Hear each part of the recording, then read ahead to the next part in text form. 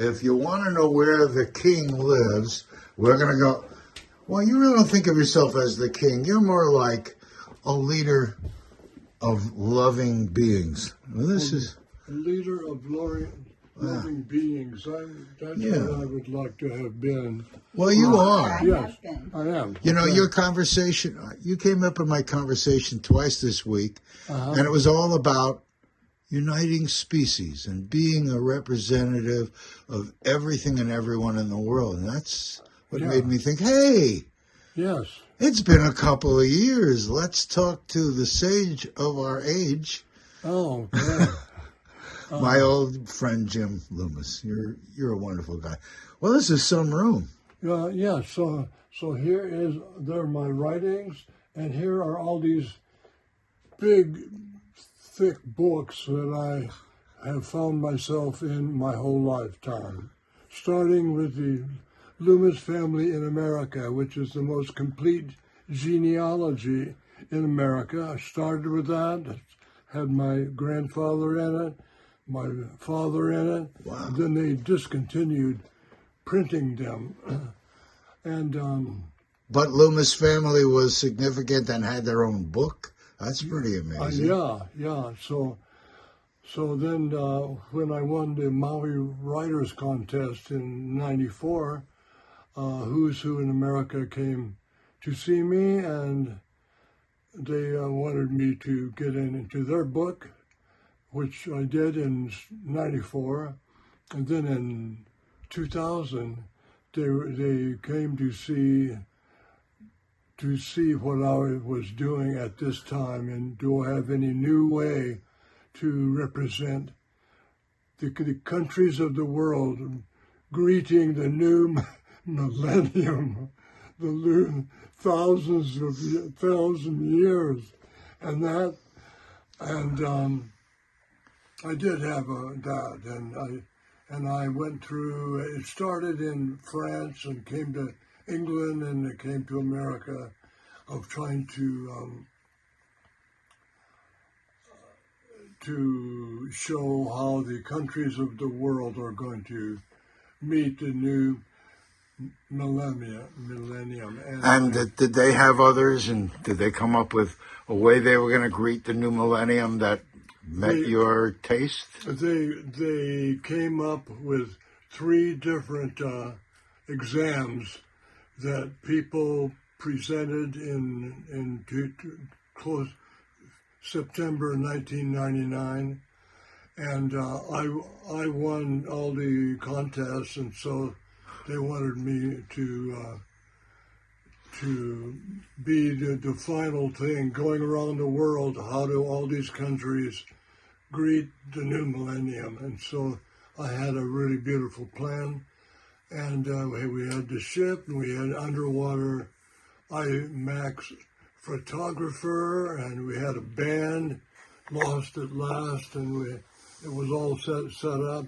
And then something happened. I don't know what it would have happened, but that's what I was doing for the millennium. And it was a vertical parade of 194 people going up starting down at the bottom, a 100-foot or about a 80-foot dive to the bottom, and then coming up to spread out their capes of their countries with the animal of their country on the other side. So you have a big round flag, and then they give it a 1/2 turn, and so it's a Mobius flag with the countries and the animals on the same side, and that was going to be the wind up of the thing, and it didn't happen. Well, but is that when you used and started UnitedSpecies.org? Was it for that project? Yeah. Yeah. Well, when you say it didn't happen, you and I both know that the one thing that I don't know how to control yet is time. You put it up and put it out into the universe, and here you are again, stating it again today. Yeah. You sound like me. You were mentioning that my name is on this roster of people running for office. Who would have thought that 30 years would go by between an idea coming out and here we are? Same with what you've got. You know, it's 22 years since that new millennium, but we're still here and we still are, I guess, important in leading the world in recognizing what you just stated right so clearly. Yeah. That coming up together, representing all of us together. Yeah. Great thinking. That was an original thought from just living your life. Yeah. We should sit down.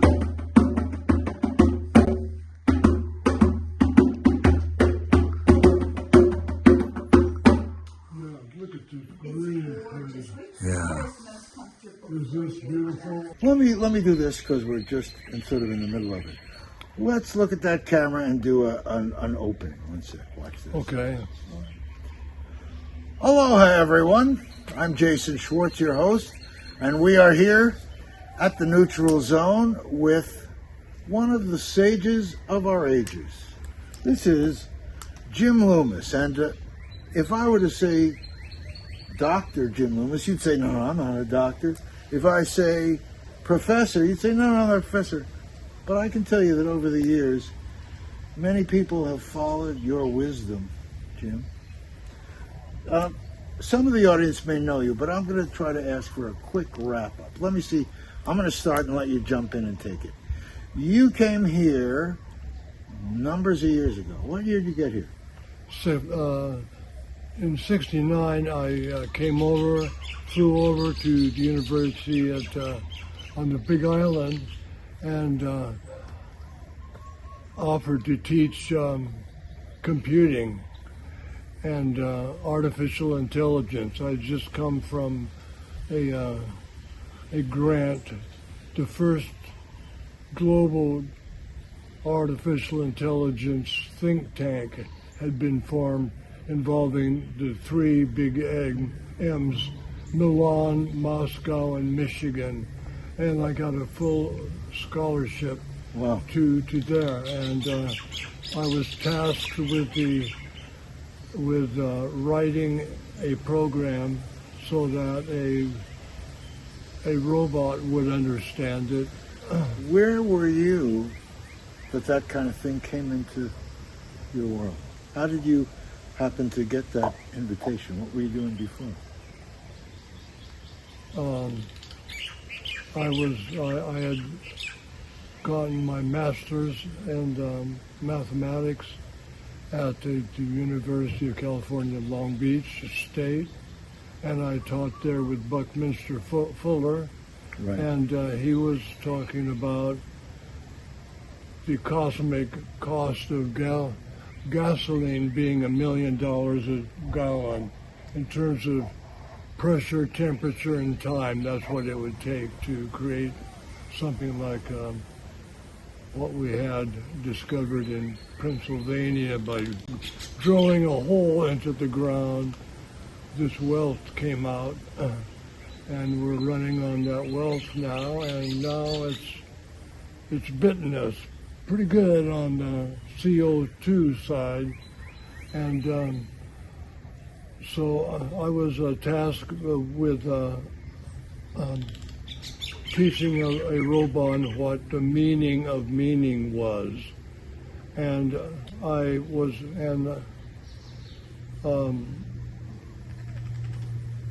the father of the atom bomb came to speak at the university and to the Mental Health Research Institute where I was at.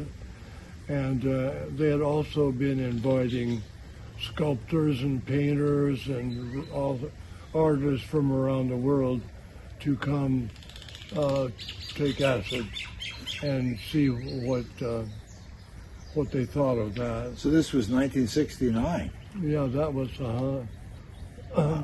and so that was 1960. Somewhere there in the 60s. Yeah, somewhere. Where you went to So you got together with Bucky Fuller and others with artificial intelligence and teach robots, and that was early on into the discovery. Were they now when you look at that kind of subject, do you feel it's made giant leaps? Well, what was the name of the man? I've had a stroke, and what is the name of the man, the father of the atom bomb? Teller in New York, not Werner von Braun. No. Here in America, Oppenheimer, Robert Oppenheimer. Yeah, Robert Oppenheimer.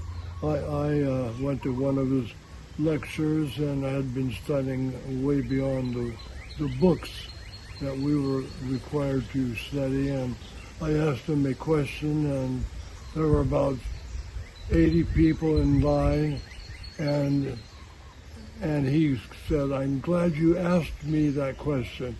It had to do with photons. You can mathematically treat them. I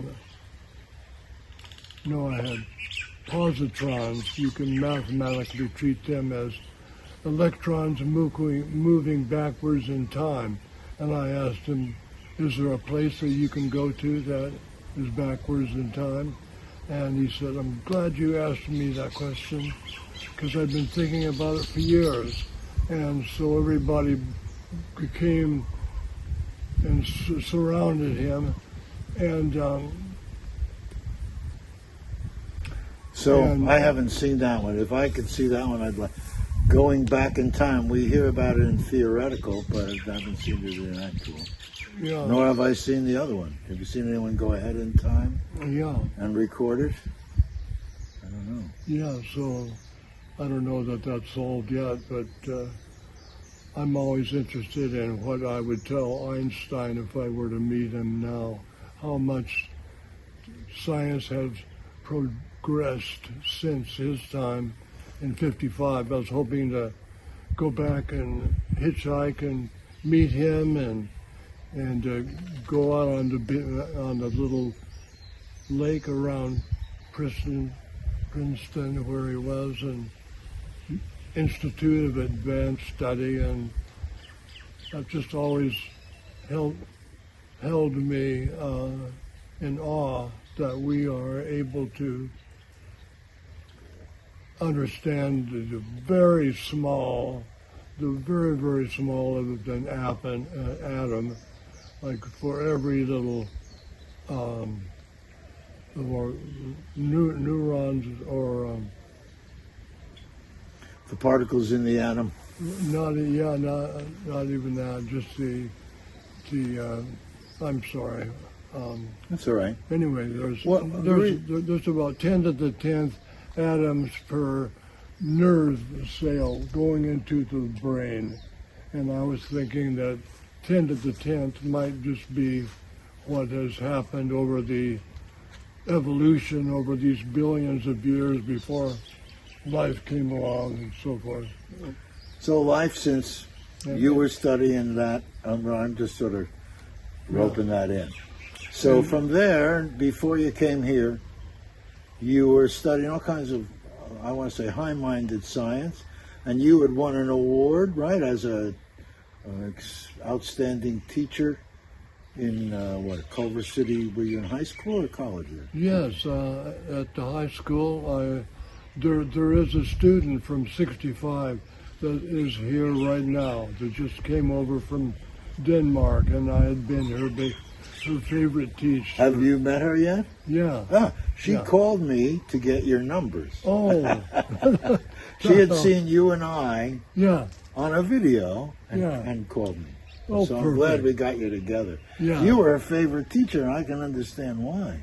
Yeah. You made her think. Yeah, I was at the right place at the right time to ask Robert Oppenheimer this question, and then other students chimed in and said, what was that you said when the first atom bomb went off? And he said it in sang Sanskrit, and the student said, yeah, what does that mean? And he said, I have become the destroyer of worlds. Whoa.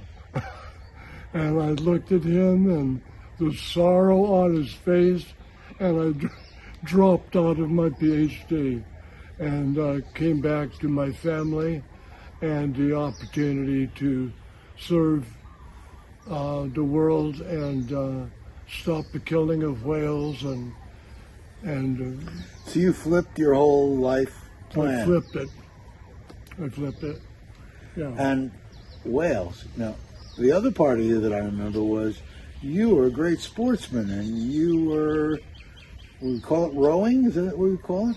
Yeah, I was just, my life seemed so easy, because when I was rowing, the number one hit song of the United States was 26 miles across the sea. Remember? Santa Catalina is waiting for me. Santa Catalina, island of romance. Romance. Romance. Romance. And there's a boat that I sent over here and shaped it into a large shape,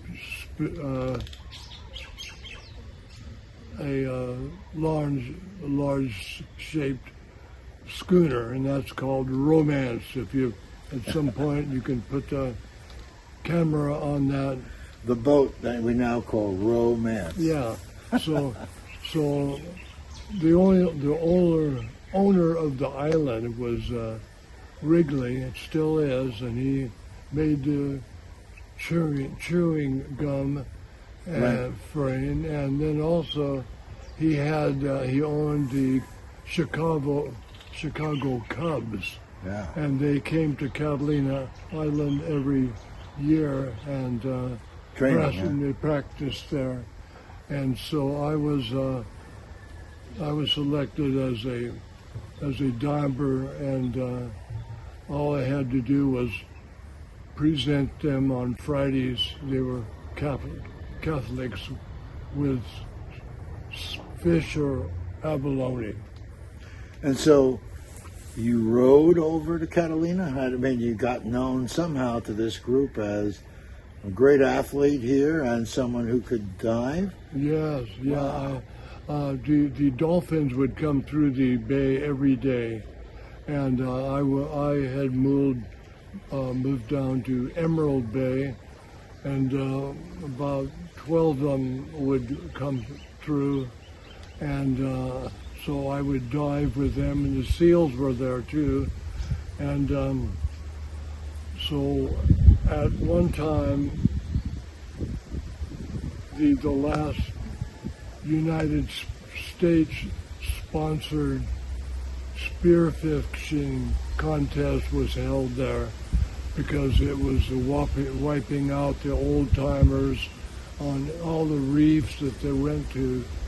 So I was there, and I had just made a 108-foot dive to recover a anchor of one of the famous sailing ships that had it pulled out in a storm, and so I just got deeper and deeper and holding my breath longer and longer, and people now have gone way, way beyond myself. No, what year were we talking? 50s? Yeah, let's see. Be,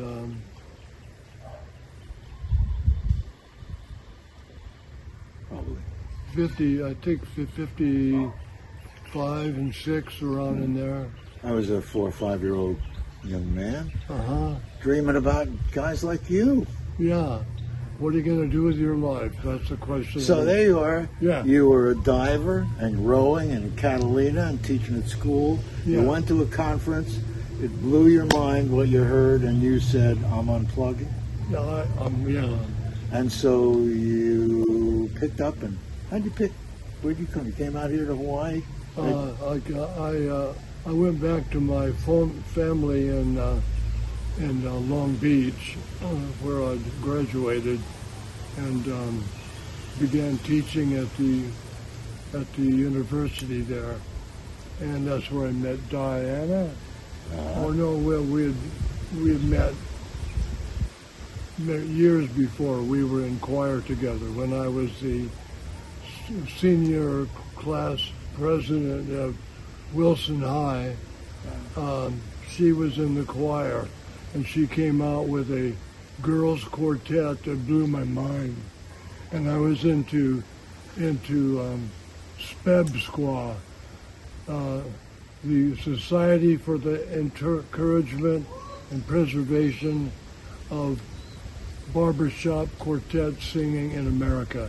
That's when I first fell in love with acronyms like that I still am in love with. And but the man that chose me to be in this first global think tank was the man that created MAD, Mutual Assured Destruction. It came out of a game called Prisoner's Dilemma. And so I knew that we were in trouble at that time. I also like acronyms. I'm sure you hear me. Yeah. MAMA, Maui Arts and Music Association. Yeah, and PAPA, and People Aligned in Positive Action. MAMA and PAPA together are the foundation of Dream Makers. A vision plus action, that's how you do it. Vision plus action, that's is how a dream you do maker. it. Yes. You know, otherwise it's just a lot of talks and dreams. So, Yeah. I mean, like this year, like I said, this is to me an exciting time. Sad that we have come so many years and still see the world doing things like fighting. Yeah. Yes, fighting. This is why I created the great-grandmother governance, so that G cubed, I call it, so that we get rid of the men that like Putin and get things into the hands of great-grandmothers, which Diana now is, and I'm a great-grandfather, and wow, that's just something. get it out of the hands You know of that men. the first camera I took out from the public TV station, I came out to your place there in Whalo and videotaped Zen's first birthday party. And I had you holding a plate full of star fruit that became the opening of my television show. Oh, really? That was Zen's first birthday. Yeah. Well, he's returned. How old is he now? He's up there. Yeah, and he's got a tiny home that's beautiful. Oh. It's about 30 feet long, or maybe more than that. I haven't seen it yet. But Out he's where, living in Whalo somewhere? On a piece of land right next to mine that Diana bought. And so the family continues there where they were born. That's so beautiful. Well, that's years ago. That's amazing. Yes. I remember being out there when you were building the water tank. That was a classic time when everyone came together and built that water tank. That was a show we did years ago. Yes, that was on Akaku too. It's amazing what a community can do if they help each other, isn't it? Yeah. Seems like we should rekindle that or remind people of that. Right? Get together. So you came do out. good things. So you were here in 1969, 70, right? 69 when you came out here. Yes. And so I interviewed at the there, and then I asked her, how far is it to Kealakekua Bay, because I want to go back to my little grass shack On Kealakekua, Hawaii. You found it. There it is. That's the one. And so they said, well, that will be quite quite a distance. So I kind of thought, well, that's what I care about. And I did end up diving with dolphins there and receiving a grant to a 40-foot catch, ferrule cement catch, to swim, to teach people to undulate like the dolphins and swim with them, and try to complete John Lilly's thing of human dolphin communication, because I'd heard them speak before that was very human-like, and I have developed based upon something that has made the Jews so very exceptional, being 1 or 2% of the global population with half of the Nobel Prizes. I had when you put a flame in the middle of something, which is where the word pyramid comes from. On the back of your dollar bill, you see there's a pyramid there, and they had taken a flame and they looked, and on top of that there's a tetrahedron, and the tetrahedron has 24 perspectives you can look through. It's only four. It's a triangle at the bottom with 3 triangles coming up. That's what you see on your dollar bill. But and then you see an eye, and that eye is often interpreted as the eye of God is watching you, but it's really a whole different thing. It's that there's those 24 perspectives of a flame going upward, viewed from 24 ways. What does it do? It generates the Hebrew alphabet. Really? Yes. Wow. Yes, and I think that's part of that. And so I'm doing the same thing with the dolphins. So I've got a beautiful sculpture of Megan swimming down and holding on to a dolphin's fin, and I'm going to put that in a tetrahedron and take these 24 pictures of that, and the dolphins are going to go, great idea, and that's going to undercut man's violence. I think it's our long loneliness of being no one to talk to other than humans. So if the dogs come along, and we've made some headway with dogs, our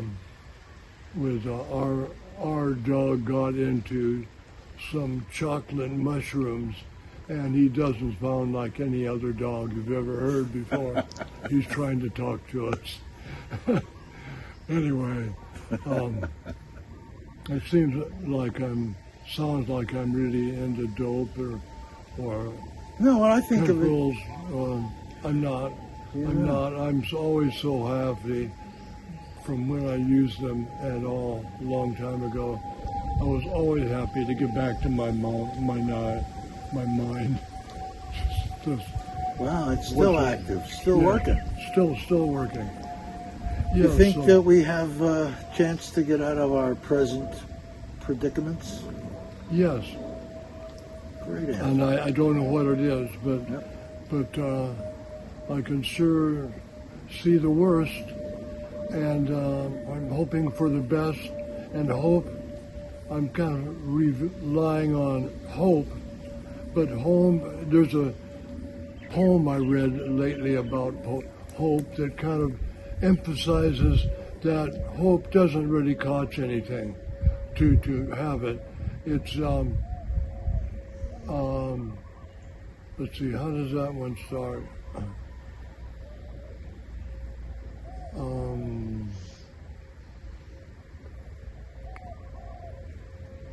Let's see.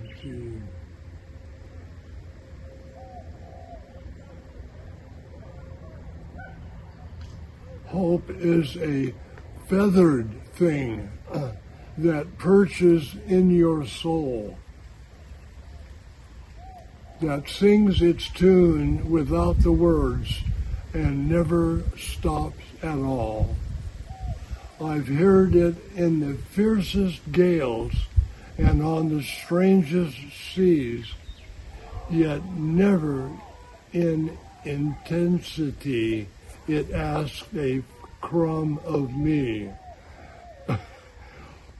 sort of cute about hope that it doesn't hurt. It's not an action program, but maybe it's part of what we... You know, you said hope is not an action program. That's the only thing I think about hope is like hope, if we don't give up our own personal, I don't know how to call it responsibility, but hope plus action. Without action, vision and hope are passive. Hope is a passive experience, right? Yeah.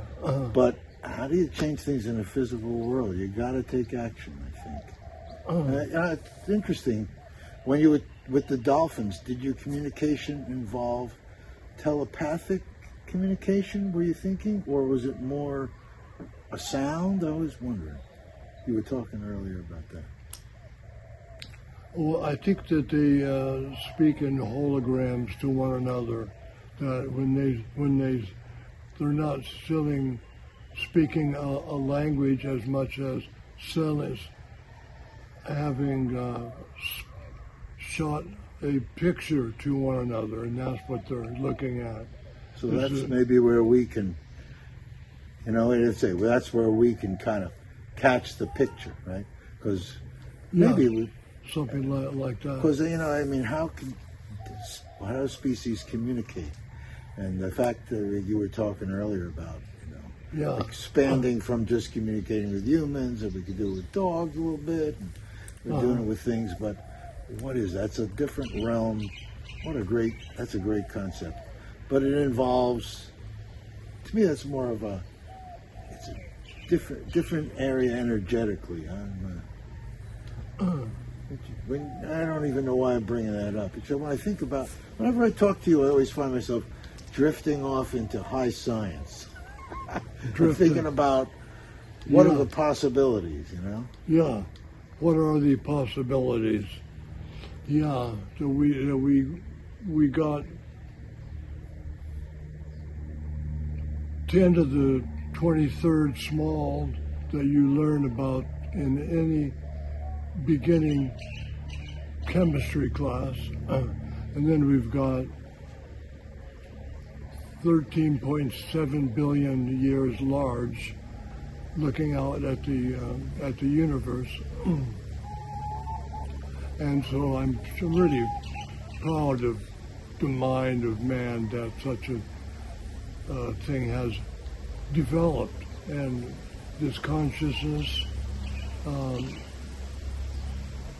is a great treat and great to have it. But we did go too far and got into the radioactive elements, and now that's our problem.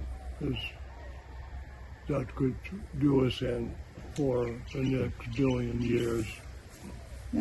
I probably could say to you, give me great quotes of things that are meaningful, but I more think of, give me something from Jim Loomis that you feel people need to hear.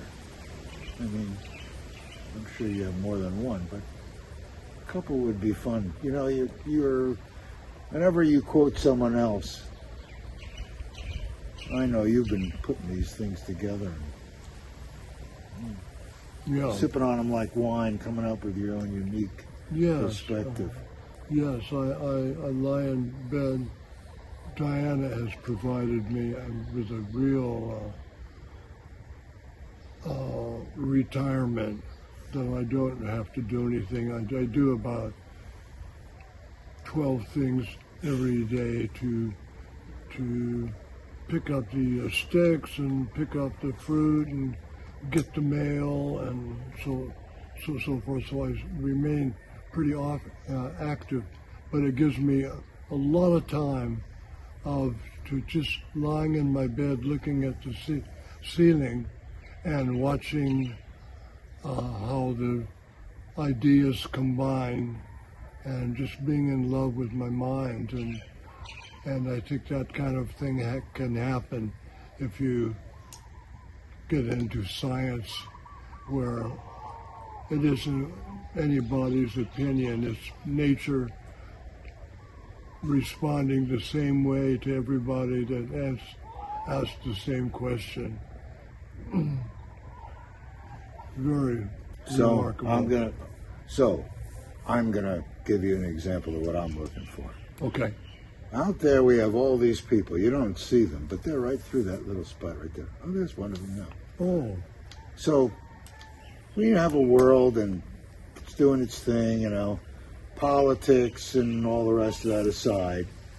You know, after your years that you've been living, I can feel as just you've solved the secrets to life. You seem to be content.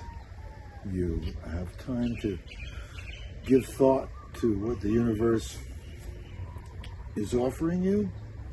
Any important things that people ought to know right now, you think? Well, I know I'm dropping it on you, but you know you can take it.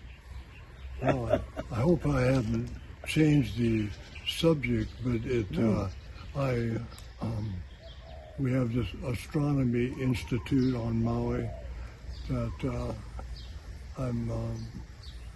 I had a brother-in-law that recently died, but he's a laser physicist, Concetto Giuliano, wonderful man, and he and my sister went to India and took their little kids, but we would get together, and he lived up in Kula.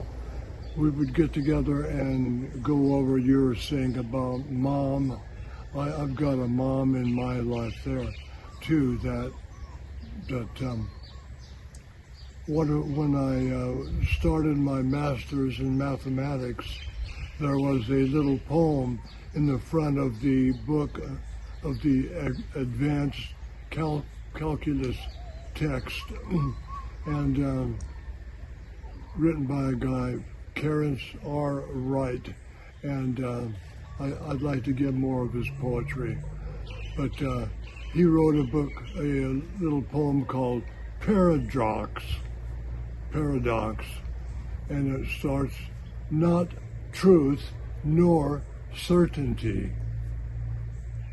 These I forswore in my novitiate as young men called to holy orders abjure the world.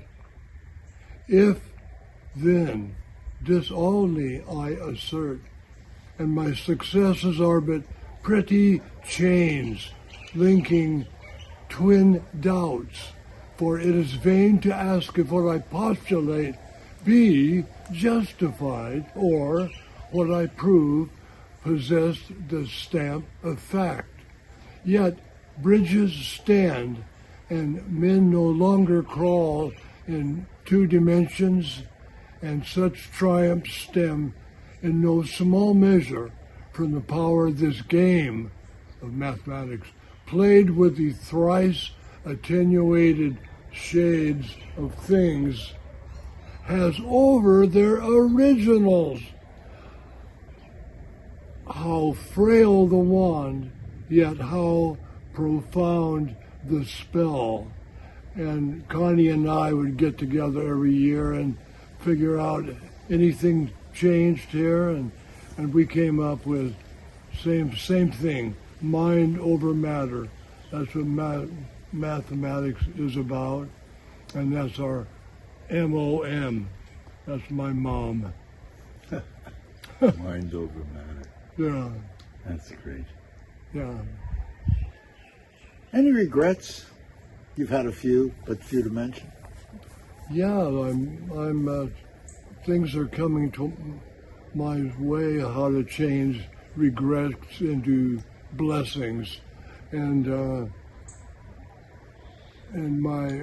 couple of days ago, my only nephew died of liver cancer, and we had a little candle and incense ceremony for him right down beneath the picture of my son that drowned at 14.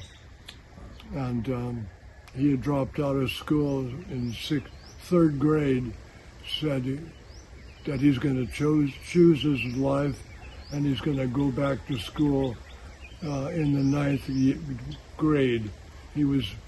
That's what his IQ was saying. So we had a little ceremony, and for Stephen Spencer. I love you, Stephen.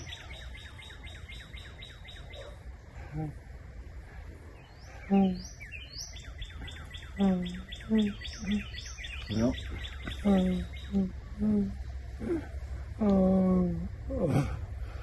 So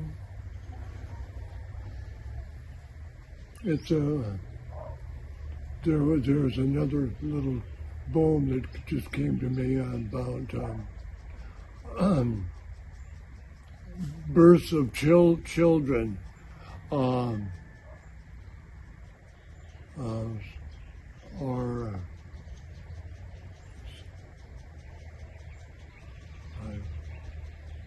Our birth is but a sleep and a forgetting. The soul that rises with us, our life's star, hath elsewhere its setting, and cometh from afar. Not in utter nakedness, nor in entire forgetfulness, come we, trailing clouds of glory from God, who is our home. Isn't that a hopeful thing? That is really nice. Wow. Yeah. Wow. Yeah. Well, you're a guest. I could talk to you forever. You too. Like, what have you been doing? What is your life about? How did you get to be here? Hang on. Oh, I'm going to jump in here. I was going to have you sit here. No, I don't want to sit. I want to give Jimbo a kiss. Okay. Mwah. This is Ariel. Many of you know Ariel. Hello, ha. Ariel here. And I love you, Jimbo. And I want to say that your brain is absolutely, what is it? On fire. Supercalifragilisticexpialidocious, fabulous. And it's amazing that you remember so much. And as you were sitting there quoting those things, I was like, holy goodness, I couldn't do that.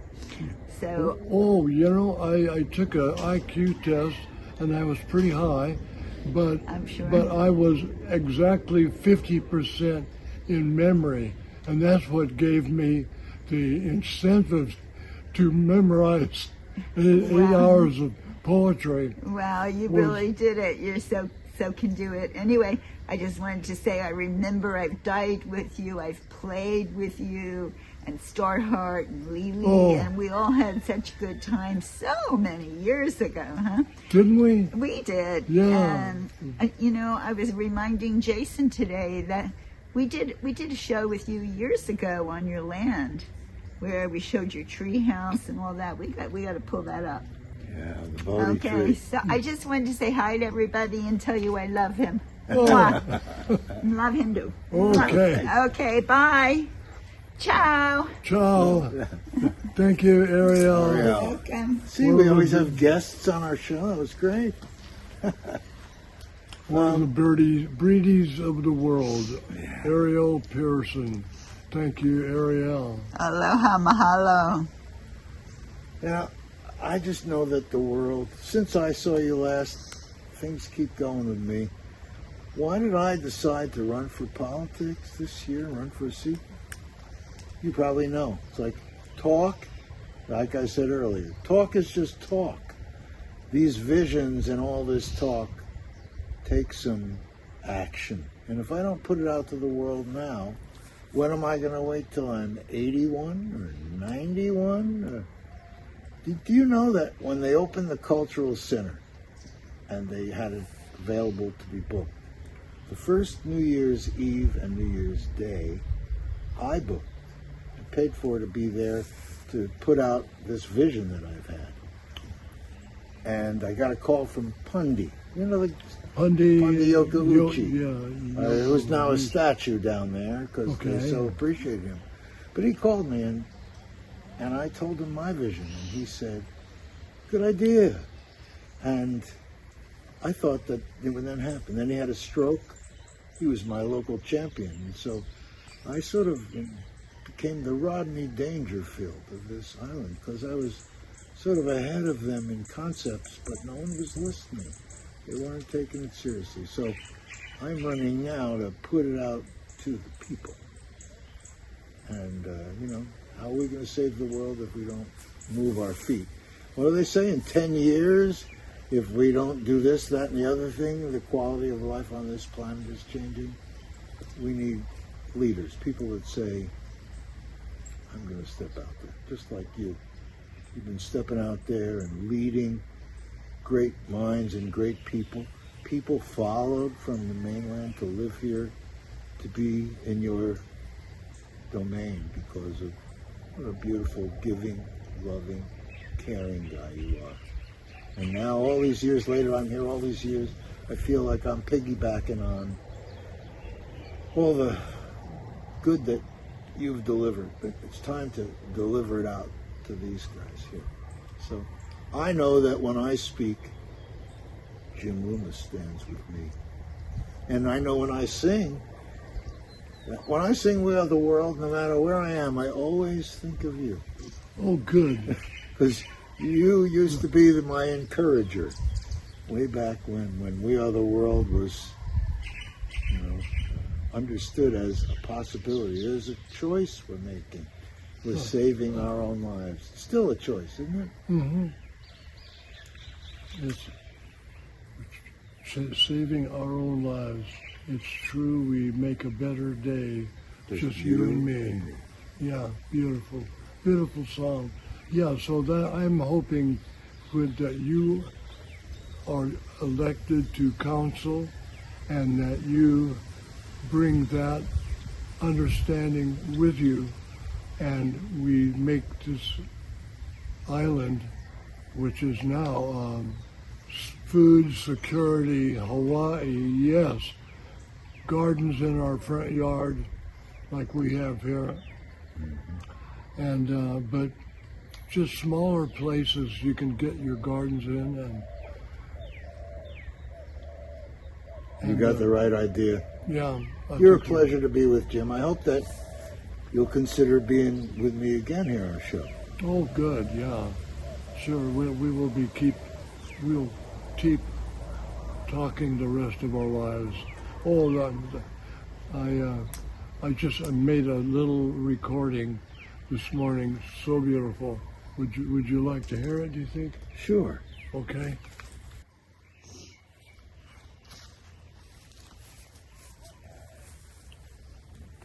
Through the magic of the start and stop button, we're able to come back. Yeah. So you doing something this morning? A recording? Oh, yes. So this is from Garrison Keillor. I listen to him twice when I get up in the morning. I listen to him and then I go make my breakfast and come back and I listen to him again. And this morning he is quoting a poem at the end called Music. How's the volume? Volume up? Order entitled Music. When I was a child, I once sat sobbing on the floor beside my mother's piano as she played and sang. For there was in her singing a shy yet solemn glory my smallness could not hold. And when I was asked why I was crying, I had no words for it. I only shook my head and went on crying. Why is it that music, at its most beautiful, opens a wound in us, an ache, a desolation deep as a homesickness for some far-off and half-forgotten country? I've never understood why this is so, but there's an ancient legend from the other side of the world that gives away the secret of this mysterious sorrow. For centuries on centuries, we have been wandering, but we were made for paradise, as deer for the forest, and when music comes to us with its heavenly beauty, it brings us desolation, for when we hear it, we half remember that lost native country. We dimly remember the fields, their fragrant wind-swept clover, the bird songs in the orchards, the wild white violets in the moss by the transparent streams, and shining at the heart of it is the longed-for beauty of the one who waits for us, who will always wait for us in those radiant meadows, yet also came to live with us and wanders where we wander. Wow. Were you able to hear it? I was. I Oh, hope they really? were. Yeah, we're going to bring it up afterwards, you Oh, see. good. Yeah, because I could put it on So, a spooker phone and you could get well, it. here's my thinking. Okay. When we're done, I'll send that to me. That way I can take the sound and make it perfect. Okay. Yeah. Okay. But I don't know how to send things out like oh, that. I can show you in a second. But Okay.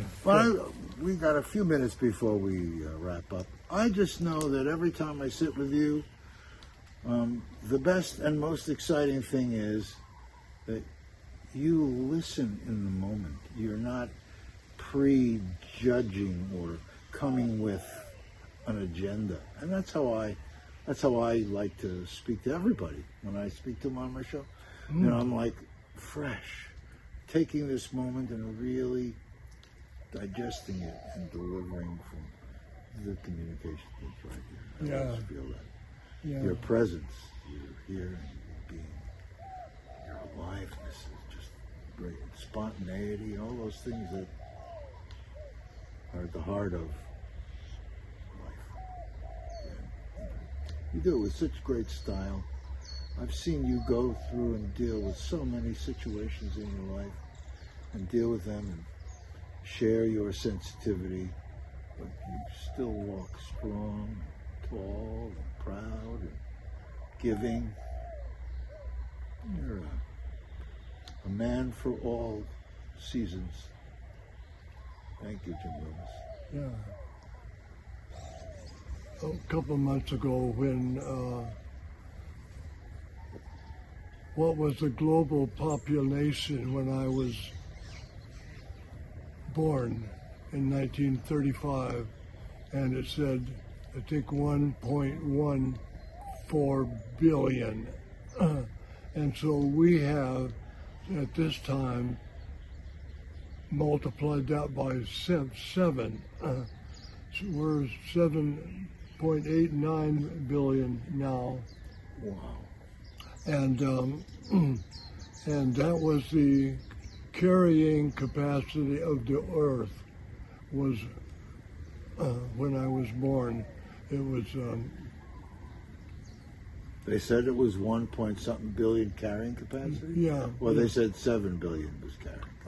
Well, now it's 7.8. Yeah, and so we've multiplied it by 7. That's the source of the UN saying that we need 6 extra planets, is that we have one here, and there's 6 more that are missing if we're going to be able to take care of all the people. Isn't that amazing?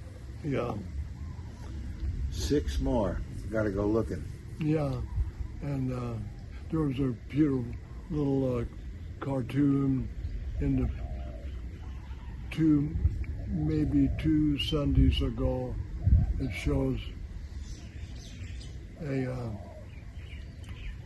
big spaceship coming by or hovering, and the guy saying, "Oh, it's a billionaire from another planet." Yeah, right. Yeah. Oh, aren't we glad we can still laugh at this stuff, huh? Well, we are kind of laughable, but we're, darn it,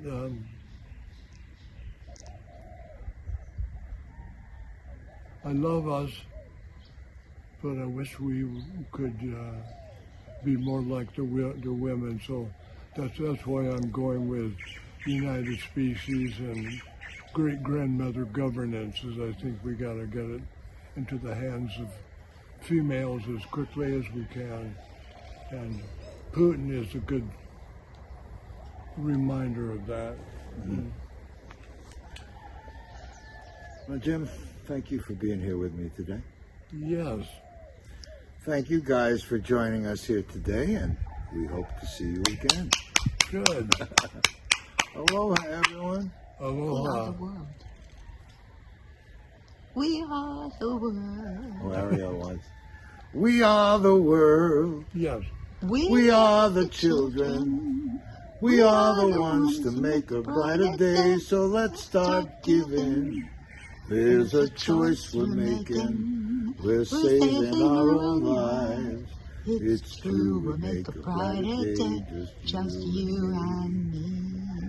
When you're down and out and there seems no hope at all, if you just believe, there's no way we can fall.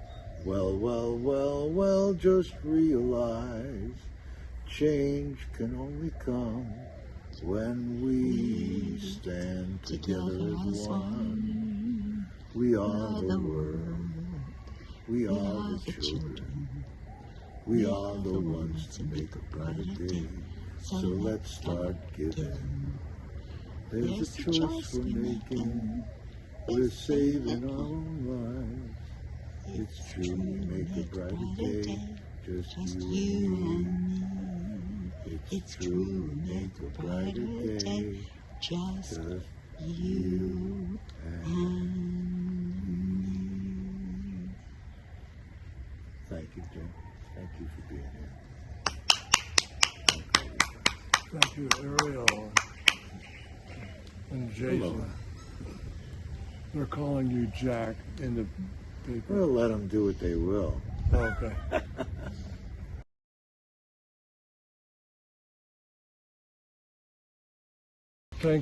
Thank you for enriching the world with your beautiful voice and singing "We Are the World." I mean, there's a song for the world, and I hope you can get on the council and spread the word. Well, and I'm kind of thinking that men that could dance, that's should be important. I know, a criteria.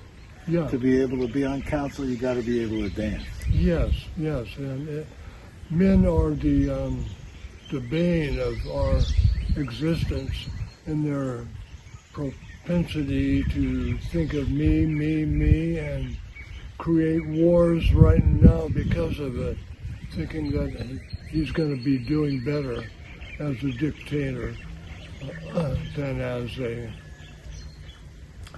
I don't know. The guy's got his head definitely planted in another century when domination of land was somehow significant, where cooperation between people that may not even agree with each other would be to the greatest interest of the world, you know, and somehow it's important for him, but boy, what a position. Is the name of the... Well, that's strange, Fluke. Yeah. That's one of the name of the book that won the Maui Writers Contest. In 1994. Yeah. Wow. Mm-hmm. And I didn't even realize how strange the Fluke was. But the week that Gannon died, I took a picture of this beautiful dolphin, and it had gone through a lot of answering my call by, can you put your fin out? Yes. And everybody knew that something weird was going on, so I had sung a song that I had been singing around the world about the whales. The whales, there's a song in the water, there's a singing in the silence of the deep. There's a song in the water, and I've heard it in the deepness of my sleep. There's a song in the water, it's a singing that I long to understand. It's the song of the whale, and it's high time that we listen to it, man. Listen to the whale. Stop the whaling slaughter. There's a high mind in the sea. And if mankind was created a step below the angels, the whales, I think, are somewhere in between. And so, as we left the dock on Lanai, I sang that song for them, and 15 minutes later down the island, this dolphin showed up, and Gannon had just died, and I took pictures of this wonderful dolphin. And this boy that just died, I was telling you about, this last week, Stephen and I went to Long Beach to pick up Gannon that had come in from Maui, and we and his mother was dying of cancer up the coast, so we went up to her and went out on the beach and made a flyer, and we were just standing and praying into the sky, and just channeling strange sounds, and after a while we came down and said, let's take one of these words, and let's remember it, and so that it will be a symbol. If any one of us dies, this will be the sound that will convey life after death, if there is such a thing. And so we came up with that word, and a couple months ago when Stephen was sick, I reminded him of this, that we had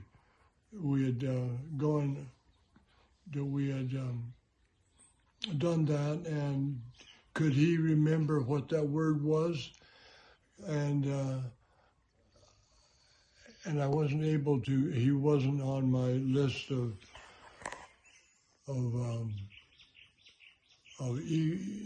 emails, so I could ask him.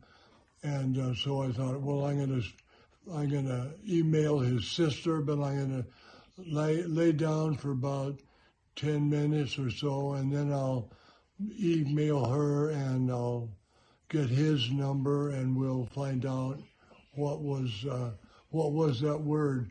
And as I walked by this book, which I'd recently put out, So it's now available, Strange Fluke. Good. I looked at it, and the Dolphin said to me, Thermath gills molloid. And I was like, what? What? That was it. That was it. So that's the strangest fluke of them all, is that. Thermat gills. Say it one more time. Yeah, Thermath gills molloid. And if you reverse it, and right in the middle of it is the word light, and this is what really characterizes this beautiful dolphin, was the light around the halo. So that's the strangest new thing that's happened in my life, I'd say.